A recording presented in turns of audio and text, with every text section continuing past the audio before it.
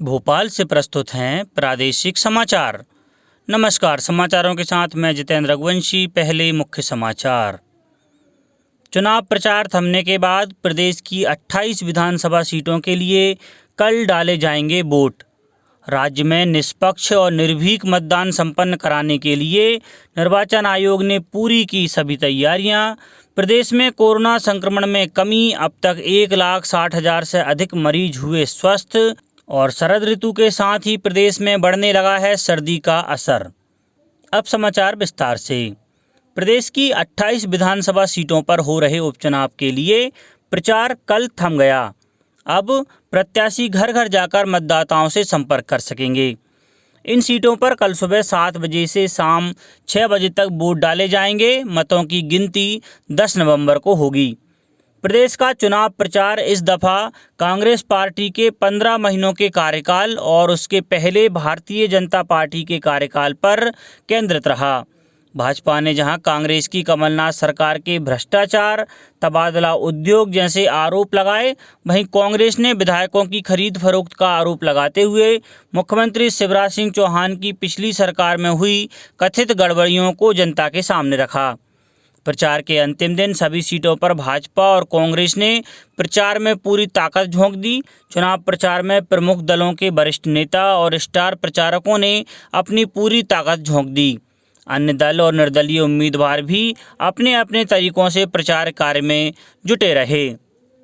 राज्य के 19 जिलों के 28 विधानसभा क्षेत्रों में उपचुनाव के लिए चुनाव प्रचार कल समाप्त हो जाने के बाद सभी निगाहें कल होने वाले मतदान पर टिक गई हैं। उधर निर्वाचन आयोग ने भी कोविड निर्देशों के साथ निष्पक्ष और निर्भीक मतदान की तैयारियां पूरी कर ली हैं। केंद्रीय वित्त मंत्रालय ने बताया है कि पिछले महीने अक्टूबर में कुल वस्तु और सेवा कर (जीएसटी) से राजस्व संग्रह 1,05,155 करोड़ रुपए रहा। सरकार ने CGST के तहत 25,091 करोड़ रुपए और IGST के अंतर्गत 19,427 करोड़ रुपए का नियमित निपटान किया है। इस दौरान वस्तुओं के आयात से प्राप्त राजस्व में 9% और सेवाओं के आयात सहित घरेलू कारोबार से प्राप्त राजस्व में 11% की वृद्धि हुई है। वित्त मंत्रालय ने कहा कि GST संग्रहण 1 लाख करोड़ रुपए से पार होना देश की आर्थिक स्थिति में सुधार का संकेत है।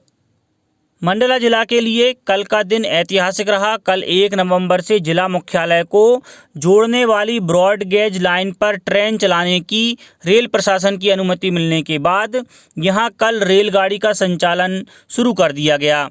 कल पहली मालगाड़ी चिरई डोंगरी रेलवे स्टेशन से जिला मुख्यालय मंडला फोर्ट के बीच 23 किलोमीटर दूरी तय कर पहुंची। रेल अधिकारियों के मुताबिक अभी कोविड-19 की वजह से यात्री ट्रेन नहीं चलाई जा रही हैं, लेकिन भारत सरकार की अनुमति जैसे ही मिलेगी इस रूट पर भी यात्री ट्रेन चलने लगेंगी। गौरतलब है कि करीब 5 साल से नैनपुर से मंडला फोर्ट के बीच नैरो गेज को ब्रॉड गेज लाइन में बदलने के लिए इस रूट पर रेलगाड़ियों की आवाजाही बंद कर दी गई थी। प्रदेश में कोरोना संक्रमण में कमी आई है। अब तक 1,60,586 मरीज स्वस्थ हो गए हैं। राज्य में सक्रिय मामलों की संख्या भी घटकर 8,538 हो गई है। कोरोना से सर्वाधिक प्रभावित इंदौर जिले में कल 77 कोरोना के नए मामले सामने आए।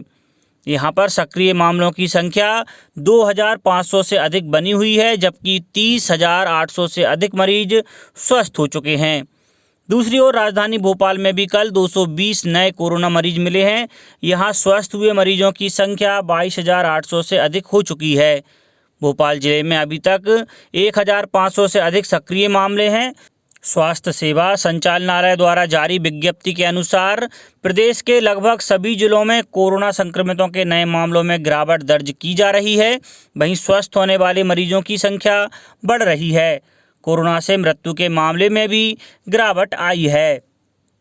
वरिष्ठ खेल पत्रकार इंद्रजीत मौर्य ने प्रधानमंत्री द्वारा शुरू किए गए जन आंदोलन में सहभागिता करते हुए लोगों से कोरोना से बचाव के लिए मास्क पहनने, बार बार हाथ धोने और 2 गज की दूरी का पालन करने की अपील की है। राज्य शासन द्वारा मंत्री स्थापना में चतुर्थ श्रेणी की नियुक्ति में आयु सीमा को बढ़ाकर 18 से 60 वर्ष की गई है। पूर्व में नियुक्ति के लिए आयु सीमा 18 से 40 वर्ष निर्धारित थी। सामान्य प्रशासन विभाग द्वारा उक्त संदर्भ में स्पष्टीकरण जारी कर यह स्पष्ट किया गया है कि किसी भी श्रेणी के शासकीय सेवकों की अर्धवार्षिकीय आयु में कोई परिवर्तन नहीं हुआ है। अधिवार्षिकीय आयु पूर्वतः 62 वर्ष ही रहेगी। शरद ऋतु के आगमन के साथ ही प्रदेश में सर्दी बढ़ने लगी है। परंपरा अनुसार शरद पूर्णिमा के साथ ही शीत ऋतु का आगमन माना जाता है। पिछले 2 दिनों से राज्य के अधिकांश जिलों के तापमान में गिरावट दर्ज की जा रही है। मौसम केंद्र के अनुसार उत्तर से आ रही सर्द हवाओं ने प्रदेश की फिजा में ठंडक घोल दी है। रात और सुबह के वक्त भोपाल सहित कई जिलों में अधिक सर्दी महसूस होने लगी है। राज्य में कई स्थानों पर करीब 1.25 महीने बाद पिछले 2 दिनों से दिन और रात का तापमान में लगातार कमी आ रही है। सबसे कम तापमान 11 डिग्री सेल्सियस दतिया में दर्ज किया गया। अन्य जिलों में मौसम शुष्क रहा। अब कुछ समाचार खेल जगत से। आईपीएल के 13वें सीजन के 53वें मैच में चेन्नई सुपर किंग्स ने किंग्स 11 पंजाब को 9 विकेट से हरा दिया।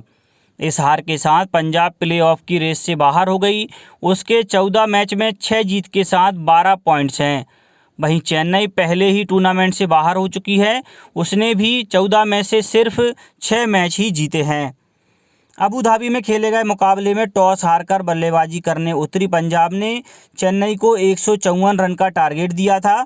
जवाब में चेन्नई ने 18.5 ओवर में 1 विकेट के नुकसान पर 154 रन बनाकर मैच जीत लिया। ऋतुराज गायकवाड़ ने लीग में लगातार तीसरी 50 लगाते हुए सबसे ज़्यादा 62 रन की नाबाद पारी खेली। उन्हें मैन ऑफ द मैच भी चुना गया। फॉफ डू प्लेसिस ने 48 और अंबाती रायडू ने नाबाद 30 रन बनाए। वहीं पंजाब के क्रिस जॉर्डन को एकमात्र विकेट मिला।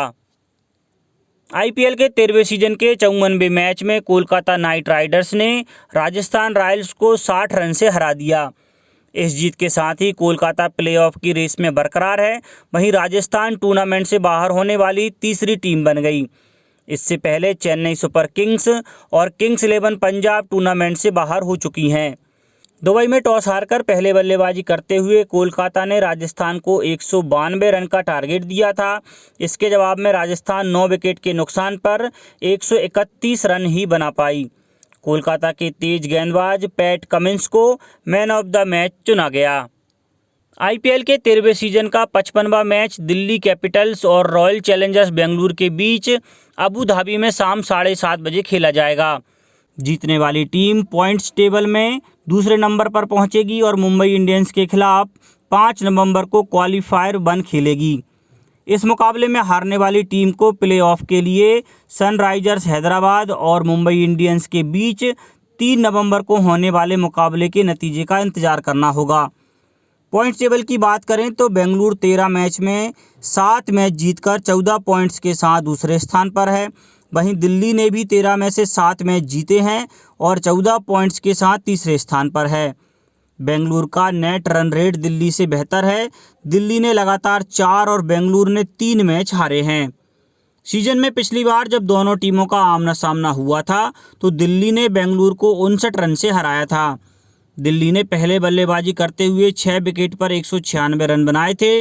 जवाब में बेंगलुरु 9 विकेट पर 137 रन ही बना पाई थी। अब कुछ समाचार संक्षेप में। प्रसिद्ध पर्यटन नगरी ओरछा में कल से लाइट एंड साउंड शो फिर से शुरू कर दिया गया है। प्रदेश का तकनीकी शिक्षा विभाग बीई के दूसरे चरण में प्रवेश आज से शुरू कर रहा है। मध्य प्रदेश के स्थापना दिवस के उपलक्ष्य में संस्कृति विभाग जनजातीय संग्रहालय में इस महीने विभिन्न सांस्कृतिक और साहित्यिक गतिविधियां आयोजित करेगा। इसके अंतर्गत कालिदास अकादमी उज्जैन में और शेष कार्यक्रम भोपाल में आयोजित किए जाएंगे। और जिला कलेक्टर के निर्देश पर उज्जैन के हरि फाटक क्षेत्र में 2000 हेक्टेयर से अधिक की शासकीय भूमि पर से अवैध कब्जे को हटाया गया।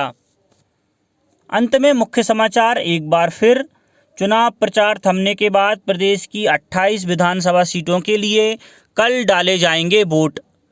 राज्य में निष्पक्ष और निर्भीक मतदान संपन्न कराने के लिए निर्वाचन आयोग ने पूरी की सभी तैयारियां।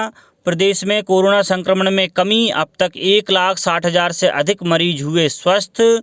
और शरद ऋतु के साथ ही प्रदेश में बढ़ने लगा है सर्दी का असर। इस बुलेटिन में इतना ही। घर पर रहिए, सुरक्षित रहिए और सुनते रहिए प्रादेशिक समाचार। नमस्कार।